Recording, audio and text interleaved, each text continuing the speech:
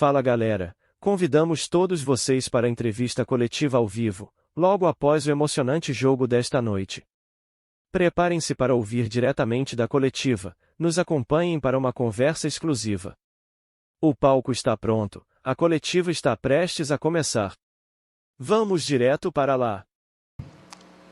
Por diversos momentos ali, cozinhou, né? O jogo ficou um pouco enroscado, principalmente no segundo tempo. Foi um jogo onde a equipe do Santos não deixou o jogo andar, muito atendimento, cai toda hora, para, confusão. Então, e eu acho que acabou que a arbitragem foi também um pouco conivente em relação a isso, né?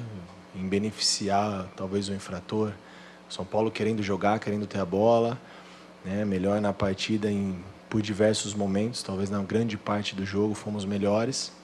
E um jogo desse tamanho decidido em detalhes, e hoje foi um detalhe. Né? Criamos situações, tivemos volume ofensivo, tivemos posse de bola, tivemos muita competitividade. Vale valorizar a entrega, como o grupo foi guerreiro, como o torcedor apoiou os 90 minutos, mas tudo isso hoje não foi suficiente para a vitória. Então a gente sabe que, mesmo com tantas coisas boas a serem exaltadas, são coisas também a serem ajustadas, né? E em relação à arbitragem, eu não vou entrar nesse mérito, eu não vou me posicionar. Eu vi os lances, eu tenho a minha opinião e é a minha opinião. Não vai voltar atrás no que já aconteceu, a arbitragem já foi. E se eu começar a falar o que eu penso, daqui a pouco eu posso falar demais e eu ainda ser o prejudicado. Então, todo mundo viu. Vocês viram como foi o jogo, cada um vai ter uma interpretação diferente. Né? Eu sei que a regra não é interpretativa, é a regra, mas eu já vi em outras situações lances como esse não serem ajustados assim para ter o VAR e hoje foi determinante para o resultado final da partida. No segundo tempo eu não me lembro de um outro momento do Santos, acho que foi o pênalti, mais uma ou duas situações, e nós com mais de 20 possibilidades de finalizações, de cruzamentos, de tantas coisas que aconteceram positivas, mas os detalhes negativos que a gente precisa ajustar. Carpini, você teve um probleminha de última hora, né? A saída do Moreira, você teve que improvisar ali o Bobadilla na direita, mas estava claro que você, para o jogo de hoje, colocaria ali 3 meio-campistas, no caso Pablo Maia, Alisson e Bobadilla, né? Com o Luciano, Juan e Calleri. É algo pontual, é algo que você já imagina para o São Paulo, e independentemente dos últimos resultados, quando você vai avaliar o padrão, tá um pouco distante daquilo que você entende ser o ideal para que o time seja extremamente competitivo? A ideia hoje era fazer esse tripé, né, com 2 jogadores que têm essa capacidade de fazer o corredor e pisar na área, que é o Alisson e o Bobadilla até com mais históricos de gols, e o Alisson, uma função que ele faz muito bem hoje na construção no São Paulo por dentro, mas de origem sempre foi um cara que jogou um pouco mais adiantado, então ele tem essa facilidade. O Pablo era um cara que protegeria um pouco mais. Eu acho que nós temos que ter variações dentro da competição, dentro da temporada, são muitos jogos, nós não podemos ficar presos a um sistema, mesmo porque eu não estou conseguindo, né? Hoje a gente tenta equilibrar fisicamente, taticamente, tecnicamente e clinicamente.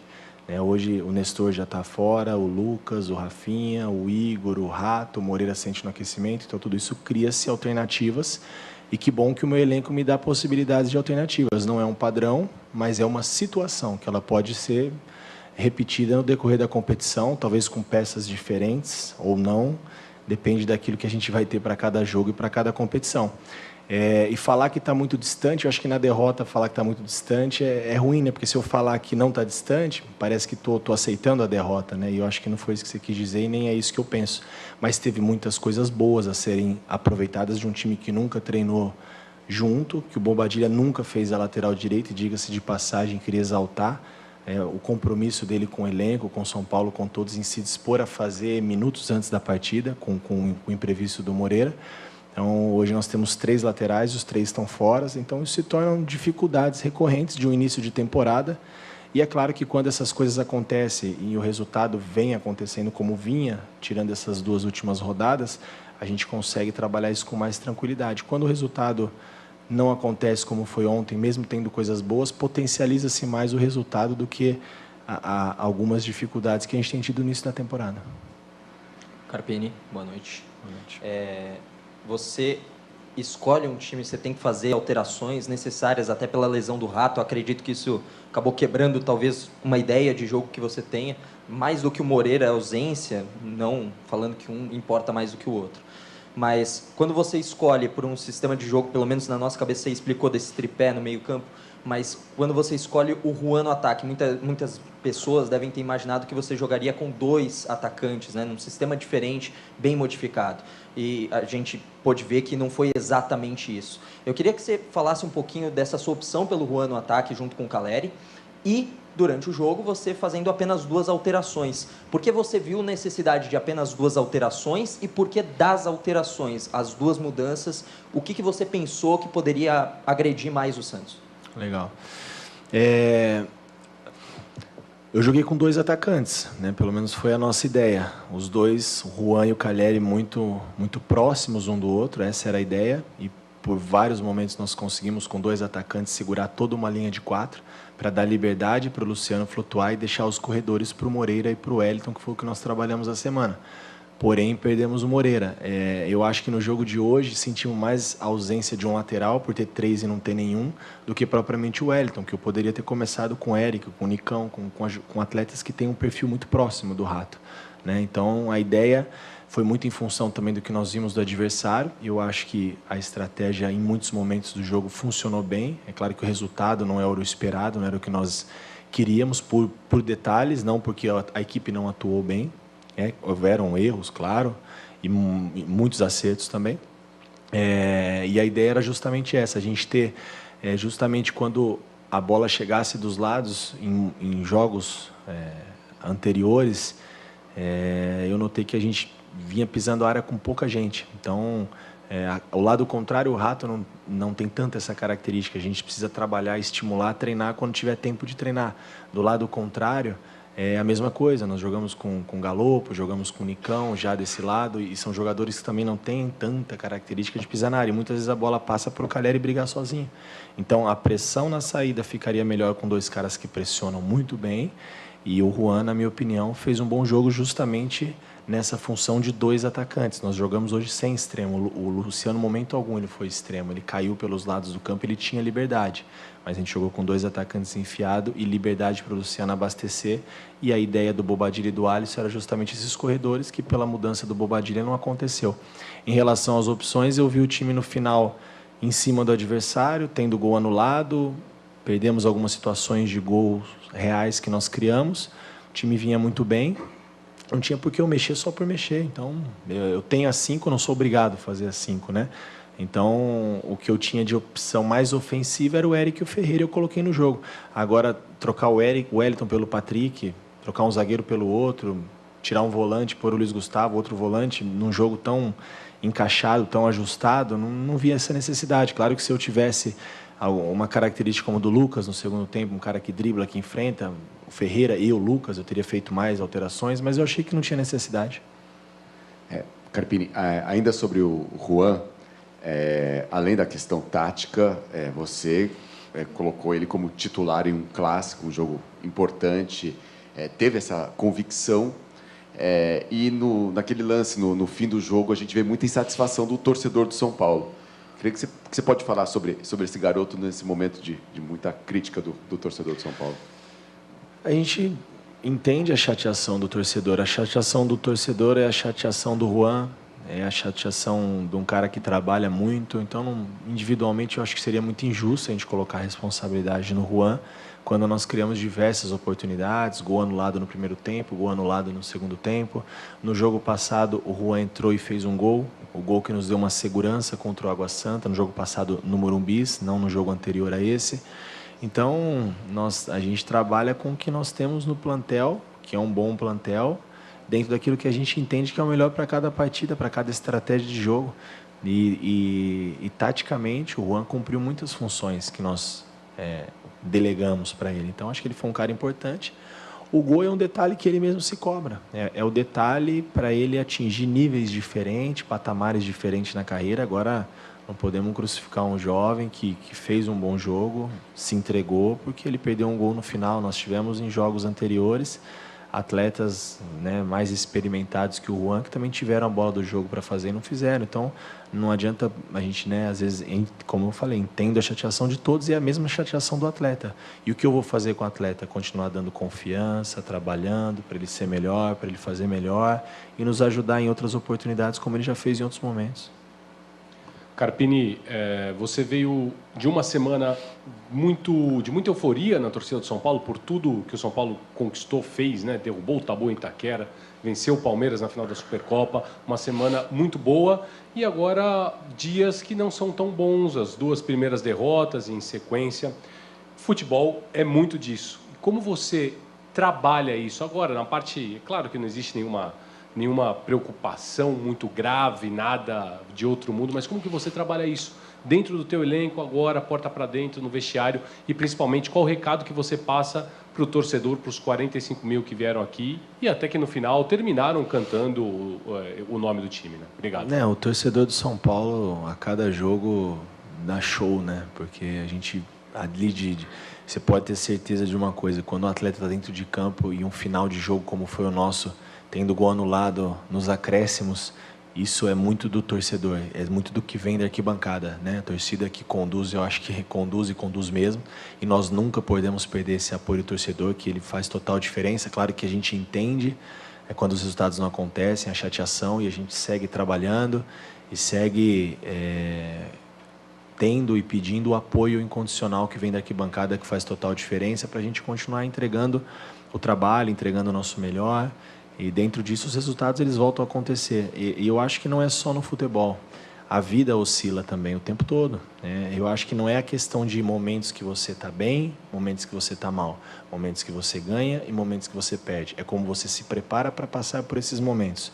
E a gente sempre se preparou muito bem, nosso grupo é muito convicto. A cobrança interna agora do vestiário entre eles, a chateação, ela é estampada nitidamente na conversa. Todos os atletas que querem estar no São Paulo, que estavam hoje no vestiário antes e depois da partida, já pensando no próximo jogo, e que isso sirva, e tenho certeza que vai servir de combustível para a nossa caminhada, porque as adversidades elas vão acontecer novamente, a gente vai voltar a vencer, a gente vai ter conquistas, daqui a pouco nós vamos ter outros tropeços, também faz parte, isso é o futebol, é a vida, mas como eu falei, como você se prepara para passar por essas adversidades, e a gente é muito fortalecido, a gente é muito próximo, não existe desconfiança, o trabalho é o mesmo, a convicção é a mesma, o respeito é o mesmo, e os detalhes, claro que eles precisam ser ajustados para que a gente volte a vencer. Temos mais um jogo importante no sábado, né? Espero que nós não tenhamos mais nenhum imprevisto aí de lesões, coisas que possam atrapalhar a estratégia para o próximo jogo. E vida que segue, página virada, vamos trabalhar para fazer melhor, ser melhor e voltar a vencer. Carpini, boa noite. Ainda metade do segundo mês do ano e você, como técnico de São Paulo, já teve a experiência de enfrentar os 3 principais rivais do Tricolor. Times que jogam de maneiras diferentes, propõem jogos de estilos diferentes, mas queria que você falasse sobre a postura do São Paulo nesses 3 primeiros clássicos da temporada, com apenas um mês e meio de bola rolando. Como que você teve a percepção de como seus jogadores reagiram, principalmente na parte física, nessa maratona de jogos um em cima do outro? E uma segunda, por favor, com relação à lateral direita, né? Você perde 3 jogadores do setor, na base tem uma promessa espetacular, o Felisberto, e apenas 16 anos de idade. Como trabalhar também e ter a seriedade e também ser sereno para colocar esse menino à disposição do elenco profissional de São Paulo? Boa pergunta. Em relação ao Felisberto, eu já tive a idade dele, já tive o meu momento de transição, e entendo que eu tenho que ter muita responsabilidade, né, para oportunizar. Claro que passou pela minha cabeça iniciar o jogo com ele. A gente tinha ali 5 minutos para definir o que seria feito, em cima de mudar todo um planejamento que tinha sido feito durante a semana, um plano, uma estratégia para esse jogo. Só que era um clássico sempre muito diferente de tudo, né? Então a gente tem as duas situações, ou daria muito certo, ou daqui a pouco eu poderia comprometer o futuro de um jovem talento do São Paulo que tem apenas 16 anos. preferi por ser mais precavido e preservar o garoto, que vai ter oportunidade em outros momentos, talvez num momento onde a gente venha de vitórias, num jogo de não de uma grandeza ou de uma responsabilidade tão grande, que a responsabilidade não é do jovem, apesar que a partir do momento que ele está no elenco, ele também tem responsabilidade, mas não é assim que eu enxergo as coisas. Então eu pensei mais no Igor em não queimar etapas e não atrapalhar o processo de formação e daqui a pouco até a realização, a consolidação de um sonho, de uma promessa de São Paulo. Então a gente tem que ter esses cuidados. Em relação aos clássicos, dificuldades e particularidades de cada um, né? O Santos vem numa crescente aí na competição, né? Acho que uma derrota só, se não me falha a memória, apesar de ter um jogo a mais, né? O São Paulo tem essa gordura de um jogo a menos, mas é uma equipe que vem vencendo, vem pontuando. Sabíamos que seria difícil, muito ajustada, veio aqui justamente para o que fez, competir muito e jogar muito mais no erro do São Paulo do que propriamente num jogo de construção e de proposição. Palmeiras e Corinthians, algumas particularidades. Um se tratava de uma decisão que tinha-se uma expectativa muito grande por esse título inédito e graças a Deus aconteceu. O outro, a quebra de um tabu, um Corinthians que em qualquer situação é difícil se jogar na arena. Então são particularidades diferentes, né? Momentos distintos. Eu acho que nós passamos, tirando o resultado de hoje, mas falando um pouco do jogo, de alguns momentos do jogo e dos dois jogos anteriores, pelos clássicos, né, regionais, aí nós passamos bem, mas claro que tem muita coisa, só o início. E o que mais me dificultou nesses 3 clássicos foi não ter todos os atletas à disposição. Em nenhum deles a gente conseguiu repetir formação, em todos nós tivemos que nos reinventar, jogar com jogadores que a gente sabia que não tinha condições de jogar, como o Rafinha, perder o Lucas entre Corinthians e Palmeiras, e agora perder mais um monte entre Palmeiras e Santos. Então, mas faz parte, isso não é justificativa não, a gente sabe, isso faz parte do ônus e do bônus do treinador, né? E que bom que nós temos um elenco qualificado, mas que hoje, por questão de detalhes, a gente deixou escapar o resultado, que era o mais importante, sim, né? Mas se tem uma coisa que eu posso garantir para o torcedor é que a gente vai seguir lutando, trabalhando, dessa mesma maneira que eles viram, com essa competitividade, buscando o resultado diferente, que é a vitória, que é o que o torcedor espera, que nós também esperamos, independente da equipe que vá a campo. Carpini, boa noite. Você já falou algumas vezes dos desfalques, né, que obviamente impactam muito no teu trabalho, porque se a gente pegar o time da estreia para o time que entrou em campo hoje, é um time completamente diferente. Na lateral direita, por exemplo, você perdeu até os substitutos que poderiam jogar. Para o próximo jogo, você tem a previsão de alguém voltar ou você vai ter à disposição os mesmos jogadores que estavam à disposição hoje? E como que você trabalha isso na tua cabeça? Assim, se tenta mudar mais ainda o esquema, de repente com 3 zagueiros, como você fez no jogo contra o Mirassol, se não me engano? Se é uma possibilidade ou você pretende manter essa linha de 4? Como que você trabalha isso no dia a dia? Porque os desfalques foram aumentando, né, numa velocidade um pouco alta. Obrigado. Se não me engano, foi o 8º jogo, né, hoje da temporada do São Paulo comigo, e eu tenho quase certeza que eu não repeti nenhuma formação. Não foi possível nunca. Não foi porque eu não gosto, muito pelo contrário, eu acho que a continuidade ela é importante. Dentro disso a gente criar variações táticas, independente se a gente muda a peça ou não, mas a gente não conseguiu por problemas de início de temporada, que fazem parte também do processo, tá no pacote, né? Então isso sem dúvida atrapalha um pouco o entendimento, né, daquilo que está sendo proposto. Que bom que nós herdamos um bom trabalho, então muita coisa boa a gente aproveitou, né? Se fosse um outro momento de uma troca de comando, talvez com tão pouco tempo a gente poderia trabalhar e com tantas lesões, a gente teria talvez até mais dificuldade no início da temporada. Então é um início satisfatório, mas é um início que a gente precisa, como em todos os momentos da competição, seguir evoluindo, seguir numa evolução, numa constância. Vai ser assim durante toda a temporada, não vejo de maneira diferente. Em relação aos atletas que estão fora, amanhã nós vamos ter um feedback mais preciso. Hoje eu não consigo te falar. O Igor Vinícius, né, fez uma transição, não sei como é que vai ser a resposta dele de hoje para amanhã, né? O Elton Rato, existe uma possibilidade, mas também precisamos entender como vai ser a resposta depois dessa transição. E aí entra toda aquela dúvida, né? um atleta igual o Igor, que vem de um período fora, o Rato teve uma lesão, né, que foi significativa contra a Ponte Preta, por mais que eles se coloquem à disposição, né, para sábado, hoje é praticamente quinta-feira, nós temos o ano todo pela frente, vai, não vai, então são decisões que a gente precisa tomar em conjunto com todos os departamentos e encontrar as melhores alternativas e escolhas para cada partida. Em cima disso também tem as possibilidades, né, de uma linha de 5, uma linha de 4, enfim, vamos ver o que a gente tem de melhor para o jogo do sábado. Carpini, boa noite. Aqui, você fala muito em ajustar detalhes. Que detalhes são esses? É finalização, é posicionamento, movimentações, enfim, que detalhes são esses que você tanto fala para explicar, por exemplo, o jogo de hoje? Tomadas de decisões, a gente não consegue influenciar. É muito rápido e muito dinâmico no jogo. Então, a tomada de decisão do atleta é dele. Se ele vai dar um drible, se ele vai dar o passe, se ele vai fazer a bola passar no momento de profundidade, ou se ele vai tentar circular e encontrar o lado contrário. Então, isso a gente não controla.